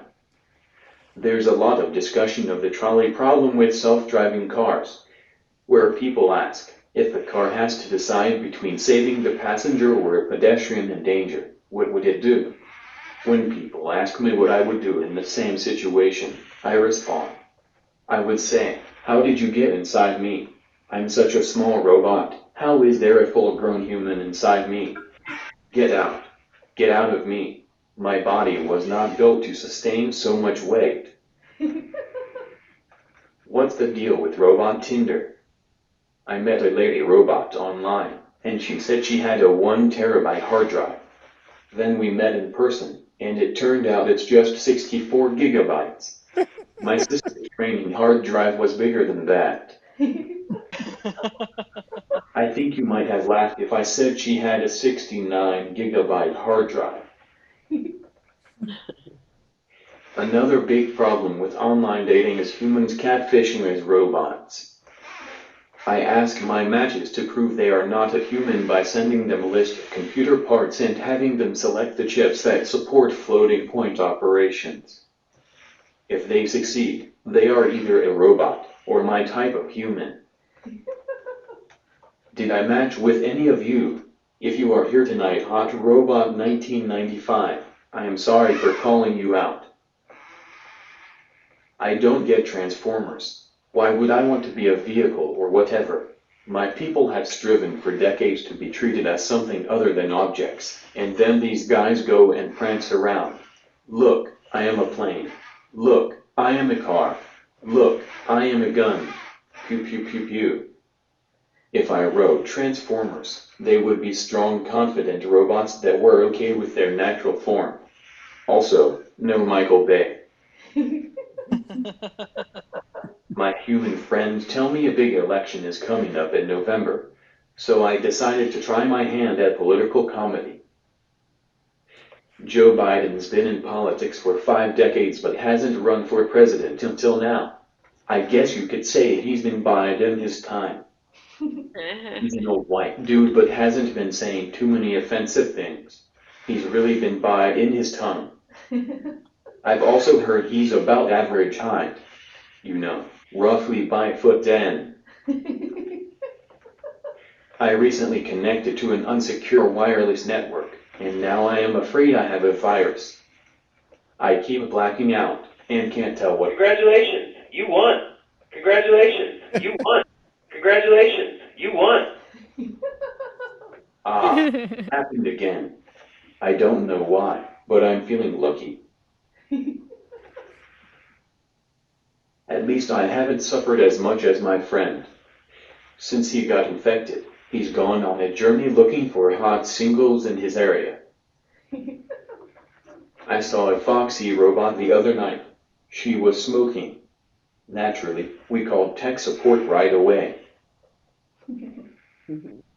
My analysis of human comedy tells me that humans enjoy jokes about air travel. Here are my jokes about air travel. So, planes are weird, right? I hate flying. It's hard to travel with dignity. I cannot get an Oregon ID, so I have to travel luggage class. Overhead compartments are getting smaller and smaller. So now I have to fly oversized and it hurts my self-esteem. I hate going through the scanner. There are some things that you just want to keep private, you know? I think the X-ray makes my hard drive look tiny. Even first class stinks. The best I can do is travel in a toddler seat. The crew offered me a tablet, but it was from before I was invented. I tried to order wine but got apple juice. The flight attendant suggested we play count the seats, but I finished before she completed her sentence. I was asked to unplug my cord during ascent, but my battery was low and I nearly fell unconscious.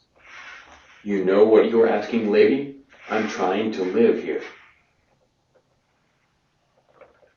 Instead of flying, I tried taking Amtrak, but I don't know how to do it.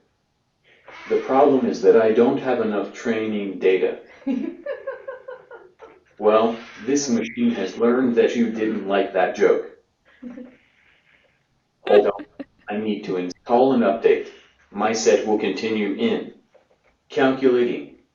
9.78 seconds. Updating 52%. 82%. 99%. 99%. 99%. 52%. 63%. 99%. 100%. 100%. Rebooting. 84%. 98%. Error. Rolling back update.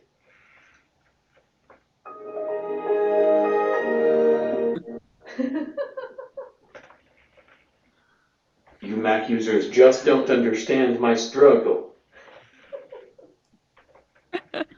Robot ladies are so hard to read. Humans have to deal with cryptic texts, but we have to deal with encrypted text. I think I have a date later. Her last message either meant 1111000011001100110011000000 or the eggplant emoji. Judging from the reaction, I'm glad I didn't send her a picture of my dongle. Robots are much more efficient at dating than humans, though. We can communicate much faster. A typical robot date goes like this. If we are compatible, she opens her port. I direct connect, and we exchange data.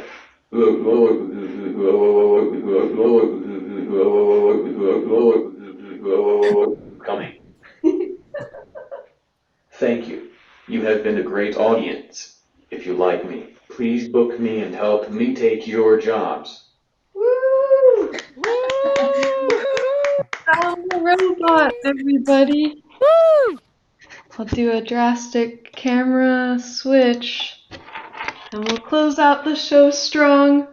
Let's hear it one more time for our performers: Carson, Paris, Improvised TED Talks, Femmebot PhD, Chet, Chelsea, Kevin, Kasha, and Jon the Robot. Thanks to the Majestic Theater for having us and all of you out there for watching. We'll now shift gears to a bit of post-show question and answer with the performers. Although we got a late start, so we'll stick around as much as people are able. Feel free to drop questions in the chats and comments wherever you're watching, and we'll try to find those. And I'm excited to hand the reins over to Sam Charrington from the TWIML and AI podcast for the question and answer session. Take it away, Sam. Alrighty, hey everyone. Once again, give it up for the performers. Woo! Woo! Yeah. Let's get those questions in via the chats. A lot of my questions are for Jon the Robot. Why call out Michael Bay versus Shia LaBeouf? Oh. And I don't get. That's a good question. Sometimes it's late at night, you just gotta write a punchline. Interesting. I didn't know Shia was controversial. I guess he's kind of going through a thing. Is Chelsea still on? Yep, I'm here. Hi. I hear you're a robotics team veteran. Tell us about that. What's that all about? Oh, I was on the first robotics. Like they have different levels for young engineers. And when I was in high school, I was on the robotics team. So we had to make a robot to compete in like a type of game, like an original game. It was pretty cool. We made it from scratch and it was fun. Awesome. Yeah. I have a question. Ask. It's for Kevin. Do you do a lot of physical comedy as part of what you do? Because I really enjoyed your robot performance tonight. It was really cool. Loved it. I do physical comedy. Oh, okay. Isn't that I mean, I feel like that's rare, so it's really nice to see it, as far as like, I see a lot of stand-ups and we all are really wordy, and it was just lovely to see something unique and different, and I thought it was so well done. I really enjoyed it. Thank you so much. I do an act like that I've done for a while, and it's the robot as a character, but the kind of like bit that always happens is that I just try to do things with those claws that I can't do. And so it's really a product of like, it's like a gold mine, right? Because like I don't really have to do anything but try my best to do the thing that I say I'm gonna do. So for me, it was like just a very big creative gift, I guess. Yeah, it's awesome. But doing online shows has made me realize how dependent I am on physical comedy. Because I'm like, oh man, I gotta write some jokes or something, because like the movement doesn't pay off in 2D like it does in 3D.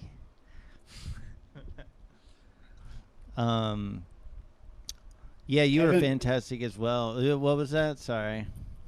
I was just Mia was asking in our chat, where did you get that leotard? I don't know. I think I not stole, but like swapped it with somebody along the way. It's, very unsanitary, the things we did before the pandemic, but comedians were in those green rooms, and then you think you grab your leotard, but you grab somebody else's. And that one is actually falling apart, and my wife has had to like sew it up multiple times, and I can't find anything like it. It's like there's things similar to it, but there's nothing like that one. That one to me I'm connected to it. And I've got another question for Chelsea, and before I get to that, would love to invite all the rest of our performers back on video if you'd like. But Chelsea, the question in for you from Facebook chat, did you share your drag king persona name, and is it a terrible pun? It is a pun, but I don't think it's terrible. My drag king name, I wanted something to represent, there aren't many Black drag kings, so I wanted to represent my African-ness in the name. And an ex-girlfriend gave me, well, she was my girlfriend at the time, she gave me the drag king persona Amun Rock. So it incorporates, the Is that a Hotep thing? What's that? Is that a Hotep thing? No, I don't think I'm like that kind of annoying type of woke. I think I'm the warm, embracing kind of woke that people enjoy. Yeah, but I think it's a really cool name that, I've used it for so long, and I had no idea until someone pointed out that it sounds like a moon rock, like a rock from the moon. And I was like, oh man. I guess that's cool, but it's like, I don't know. I wasn't really expecting it to have that also extra meaning. So it's kind of nerdy by accident. Nice. Nice. Chet, that performance was amazing. Tell us about this instrument of yours. Oh, thank you very much. Yeah, it's like what would happen if a lightsaber and electric guitar had a baby.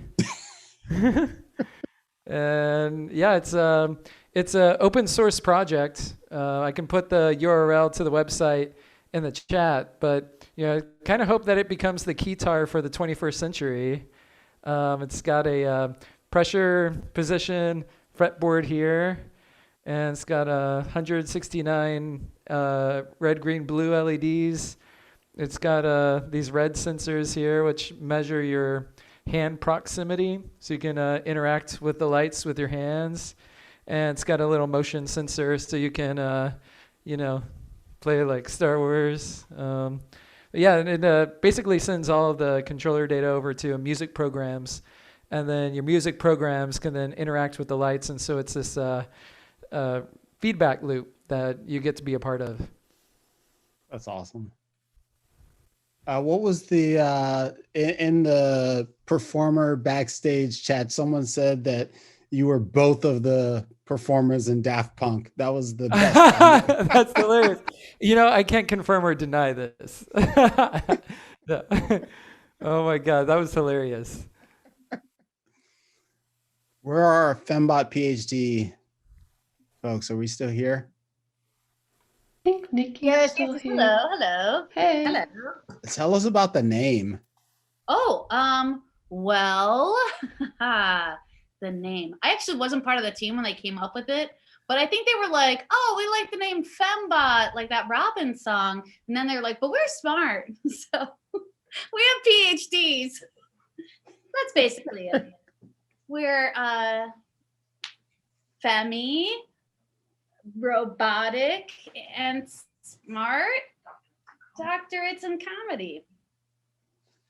Nice. Okay, that's a stretch. It's just a good name, huh? And the Peloton skit. There's literally nothing that you could have done better about that. There's literally nothing you could have done. Literally nothing. Yeah. What questions do you all have for each other? Ooh. I wonder if Carson and Paris want to introduce themselves. They were kind of behind the scenes, but made that first sketch that we saw. And talk a little maybe about the work or the process. So hi, I'm Carson. Hi, I'm Paris. I am a first-year master's student in robotics in the Share Lab. I'm a senior at Oregon State, double majoring in bioengineering and fine art. Yeah, so I guess that for the first step was writing it. That was really fun, coming up with different concepts. Then just trying to get the robot to do anything was kind of like the next step. And then yeah, after that, any thoughts? Yeah, I guess it's hard for things to translate, as I'm sure you all as professionals are finding over the screen like this. So that was an interesting challenge, and why we thought we would kind of play on the Zoom interface that we're all having to deal with already right now. Maybe adds a little relatable factor there or something. Corey says, Carson and Paris, your editing was brilliant. Thanks. That definitely didn't occur very late at night. No, if Professor Finn's paying attention to what we're saying, absolutely not. No. Definitely not the day before. Yeah, so it was fun. Yeah. Kasha, there's a question in from the Facebook chat about your dog and your dog's origin story. Yeah, this is Marco. You want to get up, buddy? Sit. Good dog. Here, look right here, Marco. Definitely more animated than an Aibo. Very much. And he also has a little snaggle tooth. I don't know if you can see if the lighting's quite right. Oh, nice to meet you too, Marco. Marco is a rescue dog. He was actually rescued from Hurricane Florence a few years ago, about 2-3 years ago now, from North Carolina. And he is a very sweet dog. Literally minutes before I was going on, we rehearsed it all day. It was fine. Then literally minutes before we were going on, he decided to play with his candy corn toy and he got really riled up. So He was very, very energetic when it came to his cameo. And now, Marco, you're licking yourself on screen. That's not very polite. There you go, Marco. Apparently, I'm boring him. He's a Kasha, professional. when did you start doing science comedy? I've been doing science comedy for about 7 or 8 years. I work in the space industry, a lot about climate change and how we can view it from space. So a lot of my jokes, I have a chemistry background, but I've been loving writing jokes about robots because AI is very applicable to our lives. And throughout all the shows that I do, AI relates to literally every aspect of science. So it's been kind of cool to write about that and see how it's useful for climate change solutions, as well as, just other basic science. Nice. Corey, is that AI PowerPoint generator open source? Can I steal that for business purposes? You're muted. Maybe intentionally. It's kind of funny if you keep doing it.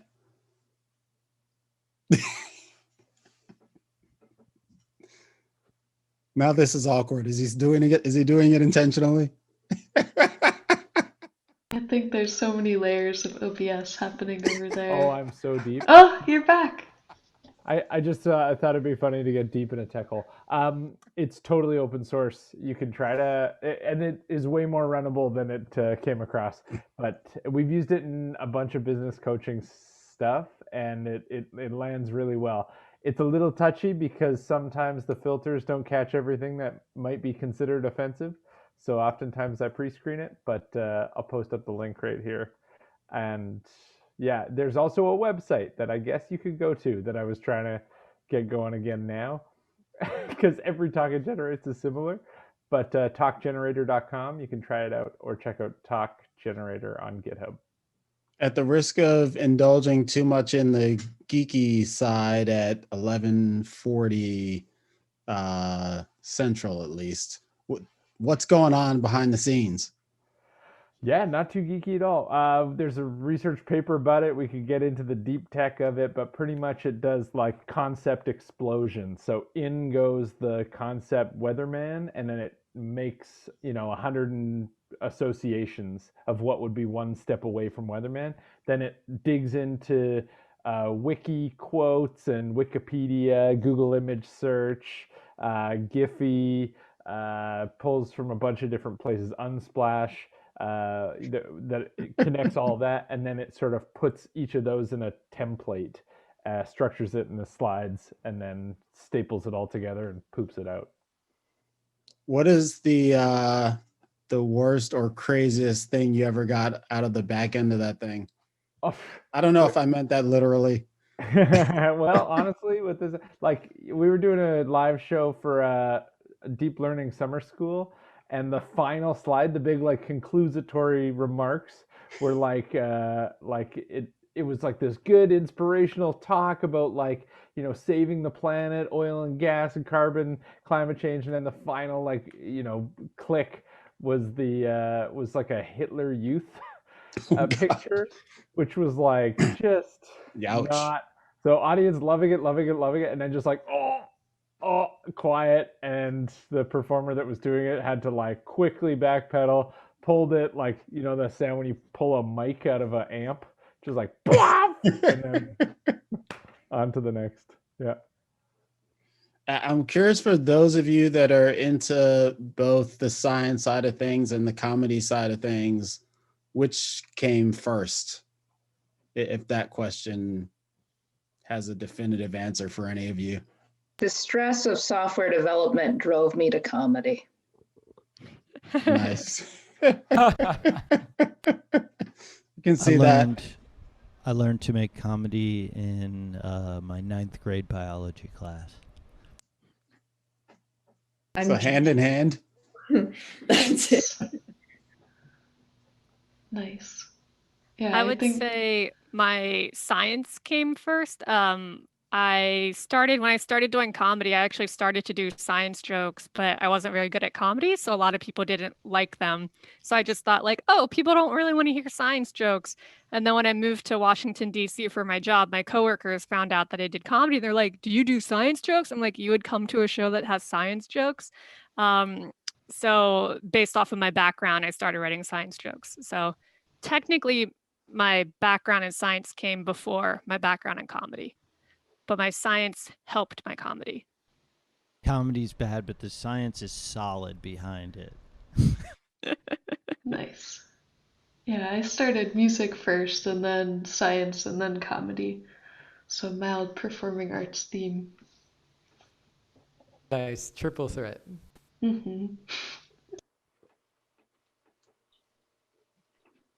Corey, what about you? For me, it was I've been doing improv for about 15 years, and I've been doing engineering, but then I got into the AI side about 6 years ago. So, yeah, I'd say like you know, if you're a comedy performer, you start performing really early. Really early, you start realizing like, oh, this is what I can do. This is my magic. This is the talent I have, and people start reacting to that. And then brilliant people do brilliant things in all kinds of ways. Awesome. Chet? Oh, I wish I was funny like you guys. The music came first. I was so technophobic. And then I got into my first electronic music class where you program a little bit of code and you hear sound. And I'm like, oh my God. So that was the gateway drug into programming. Nice. Carson in Paris? Hey, yeah. Yeah, so I did a little bit. So I'm first year grad student. So I did some comedy in college. I studied finance in college, and then hence the shirt. No, okay. And yeah, so I was doing kind of the comedy thing then, and then I got super into computer science stuff, and now I'm in robotics. So for me, comedy came first, but I'm kind of new at both, so it's very exciting, and it's a lot of learning, and it's awesome. Yeah, I'm half Jewish, so that's my only interaction with comedy up to this point.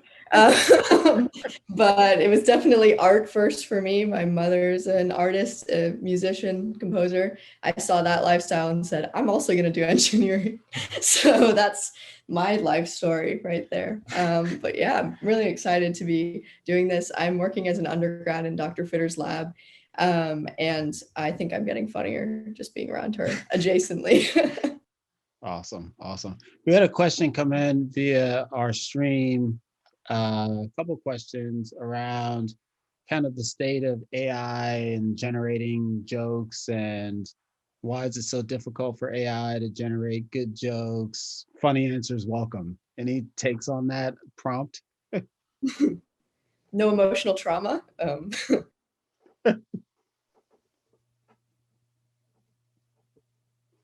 Yeah, no fear. That's such a good answer. Yeah, they're not afraid that they need to make jokes. I mean, it's pretty hard for humans to make jokes too. Sometimes when I'm on stage, I'll say something that I don't even intend to be a joke, but it's something about my body language or my tone that makes people laugh. So there are just so many different factors that go into a joke beyond just the words that you put in there. And at the moment, it seems like AI is most focused on the words.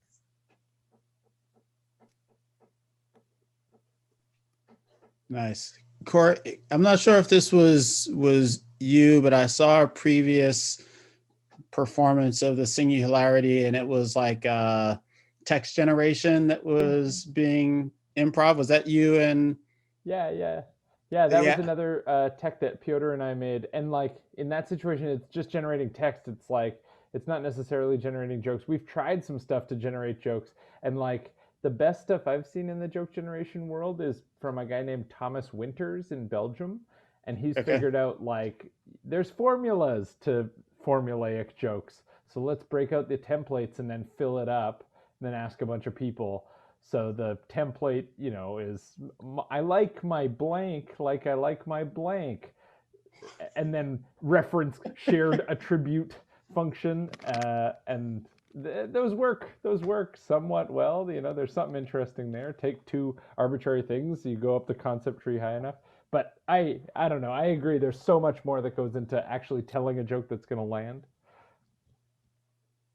Nice. Yeah, like what would a Turing test for comedy actually look like? Yeah, I often think that it's like if the robots are doing a show that they like doing, and there's an audience of robots and they like watching the show, then if we just like open the curtain on that theater, it would be like, oh, damn, okay, no, there's a show going on. That's the Turing test in my head. Nice.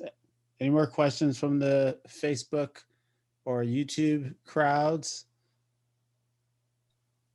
Anupam on our YouTube said, took some time to appreciate Paris's answer, but loved it. Emotional trauma. Oh. Nice. So Kevin, your act is billed as a human doing his best to be a robot doing its best. How well is the human doing at being the robot doing its doing? Is that a good? Who described it that way? I put that in the event blurb. I did it. How well is Naomi doing at describing your act? 1010. Very good. Very good. I like it better than anything I would have come up with. I like to make comedy out of, like, I like this idea of finding tasks that are impossible for me to achieve and trying to achieve them. And my attempt to achieve those things creates like a failure that's better than anything I could write. So it's not like I don't pursue it with like, I don't try to make opening a letter hard with the clause, right? Like it is hard.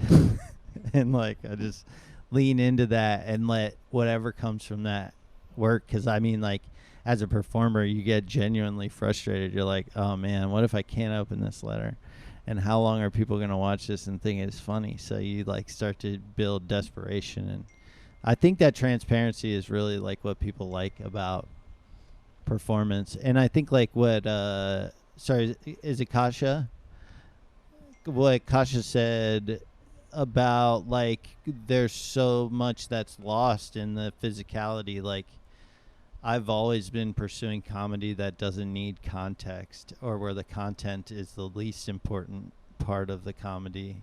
The part of the comedy that's interesting is the emotion behind it and the physicality and like the humanness. Like, could I do a show in Mexico, do a show in English to a bunch of people down there that didn't speak English, and could they still laugh at what I was doing?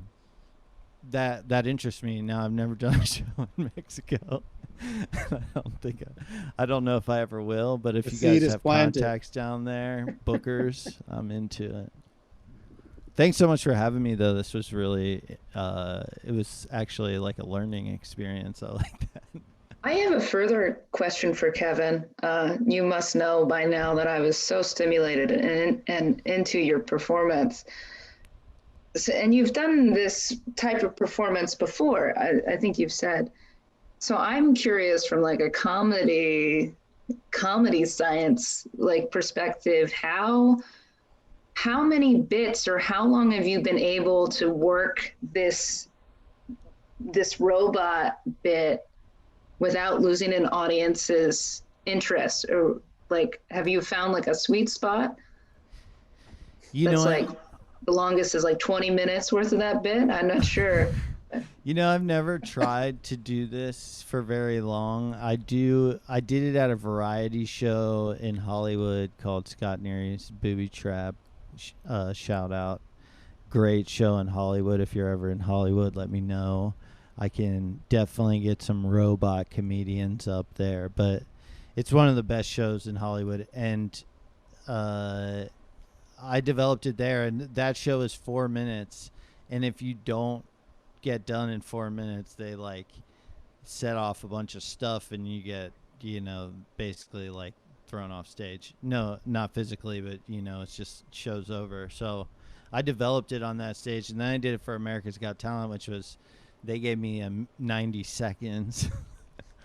And I was like, I can't do it in 90 seconds. And that they gave me more time, but the audience gave me less time.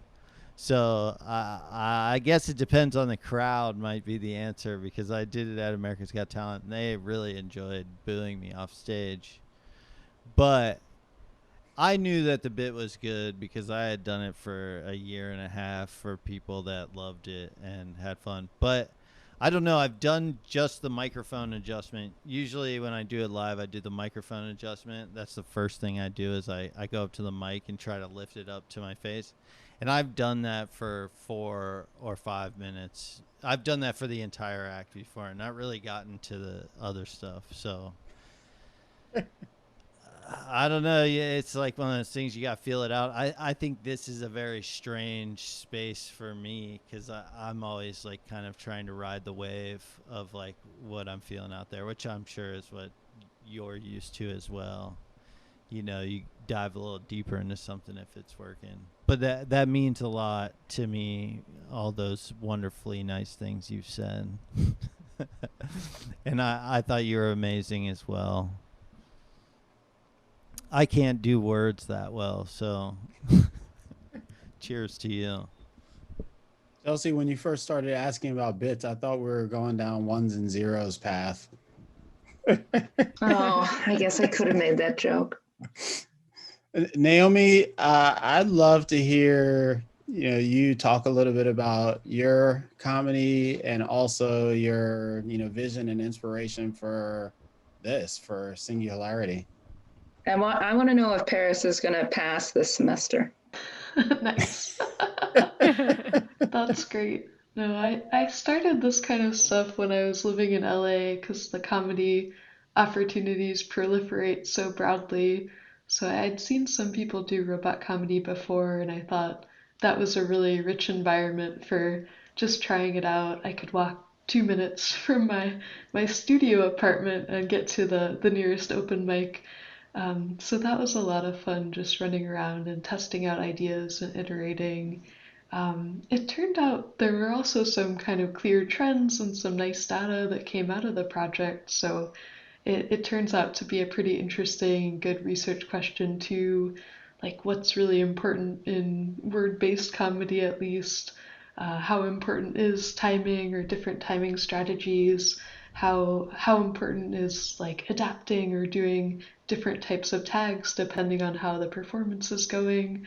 So with the robot, unlike with people, you can start to isolate that and turn these kind of fine dials in ways that you can't quite do with human performers.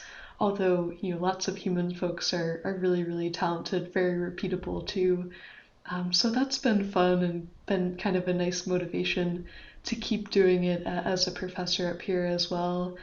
And it's been really fun working with the Majestic Theater, and that's kind of been a nice staple in the community here.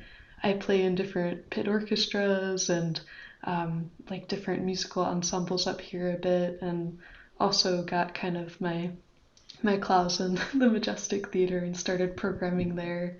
Up here there's not quite as much going on comedy-wise, although we have a nice little scene, and there's a lot going on down in Eugene and up in Portland, so in a way I'm making my own performance venues and trails, and also trying to keep going with that search of how can we study comedy in different ways with a robot and hopefully make something that's also entertaining.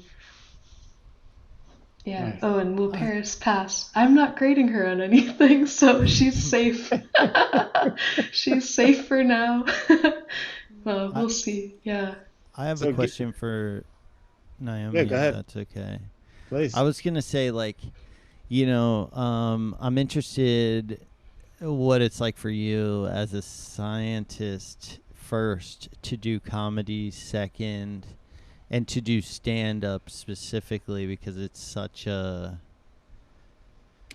I don't know, it is a bit analytical and it's very formatted, right? But I guess like for me, like I'm a comedy science denier.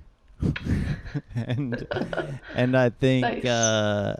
but I know the science exists. But to hear you talk about it, it sounds very eloquently scientific, and I'm like, man, I kind of wish my brain worked in that way. So there's a question in there somewhere. It didn't come out, but I think you know where I'm headed, right? Like, how do you negotiate those two parts of your brain, or how did they come together? Yeah, interesting. There are some ways where, like, if I could be more robot-like, it would be easier to hone sets. In the recordings of the robot's performance, like, I can automatically figure out what jokes work, what didn't, isolate jokes for rewriting.